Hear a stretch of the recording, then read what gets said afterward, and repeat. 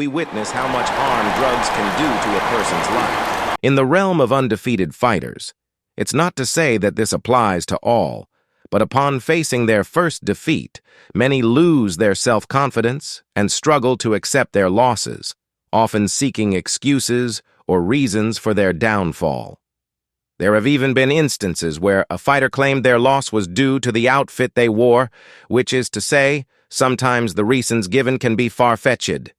Lately, Ryan Garcia, a popular figure in boxing, has been making headlines for controversial reasons, including claims of being kidnapped, losing access to his phone, and being unable to log into his Instagram. Some people believe he's lost his mind, become addicted to alcohol. I don't do cocaine. I would do a live drug test. What do you do? I would do a What do you live do? drug test. What do you do? I drink and I smoke weed, and so has the majority of this room. Garcia's repetitive actions lead us to think he is using cocaine. Ryan Garcia, the popular kid of boxing who masterfully uses social media, continued his undefeated journey, becoming known worldwide. From a very young age, Garcia's life was entirely devoted to boxing, up until December 2023. As you know, many boxers today remain undefeated and choose their opponents carefully to avoid risking their titles, thereby securing earnings without facing defeat.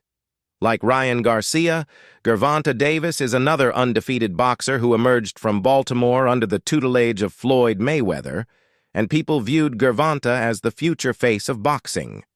As I mentioned, the boxing world now hosts numerous undefeated champions who shy away from facing each other. Last year, Gervonta Davis and Ryan Garcia expressed a willingness to put their unbeaten records on the line against each other, a significant decision since they could have chosen other fighters and still earned millions like other boxers. Both fighters embarked on this journey, considering their legacy, and faced off on April 22, 2023. Leading up to the match, fighters typically shed water weight to make the required weight class and then regain their original weight by fight day to ensure strength in the ring or cage. The primary reason fighters don't compete at their walking weight is to gain a strength advantage over their opponents. Due to an agreement, Gervonta Davis's team did not allow exceeding 63 kilograms, with the fight set at 61 kilograms, allowing for a maximum gain of 2 kilograms by fight day. This meant Ryan Garcia wouldn't be at his full strength, as Tank is at his peak at 63 kilograms. Ultimately, it was a win-win situation for Ryan Garcia, as there had been much discussion about the future of these two young, undefeated boxers. The match was highly anticipated, and both fighters stood to make a substantial amount of money. On the day of the match, Garcia's inability to gain more weight meant his strength wasn't fully present, which played out as expected. Gervonta Davis shook his opponent in just the second round and caught him with a liver shot in the 7th round, leading to Ryan Garcia's first professional defeat and his departure from Las Vegas. The fight was watched by a total of 1.2 million viewers, with Ryan earning $30 million. He managed his defeat well, accepting it and vowing to work harder, even sharing a moment of sportsmanship with Davis. Ryan Garcia's mental downfall started precisely at the press conference, but it wasn't due to his loss. While undefeated and reaching large audiences, he was always supported.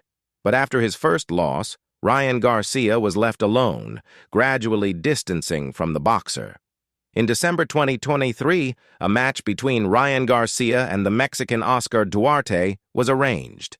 Before the match, Golden Boy's co-founder Bernard Hopkins stated that Ryan Garcia's future in fighting would depend on his performance, which angered Ryan.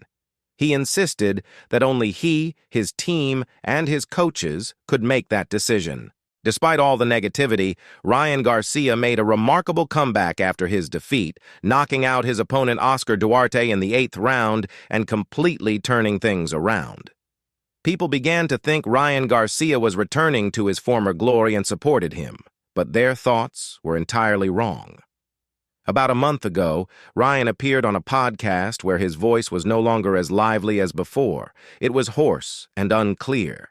His face didn't look lean, but rather like he had gained weight. It was clear that there had been significant changes in Ryan. In the video comments, people were mocking the boxer, noting how he deviated from topics and seemed to not know what he was saying. There were talks among people initiated by a YouTuber's claim that he had become addicted to gambling and had lost a significant amount of money. He's been posting strange posts and videos wanting to have a boxing match with Jack Paul. Anyways, anybody who drinks Prime is working for Satan because you're giving them money so they can keep on creating these. You're giving them power. It's sick. Do not give Satan power. Do not go drink Prime. There's horrible chemicals. Prime tastes like straight bastards. There's little kids hurting. All three of you. Fuck. All three of you guys are sick. I'm going to pray for my enemy. So, Father in heaven, I just lift up this prayer for Logan, for Mike, for KSLI to just repent of their sins, Lord. Let them see. He even said he regretted bringing Jack Paul into boxing. While achieving such success, we see that some mistakes have led his career towards a decline. And once again, we witness how much harm drugs can do to a person's life. What do you think about Garcia, my friends? Is he truly in a bad mental state, or is he just acting? Please share your thoughts in the comments as I slowly come to the end of this video. Thank you for watching up to this point. That's all from me for today.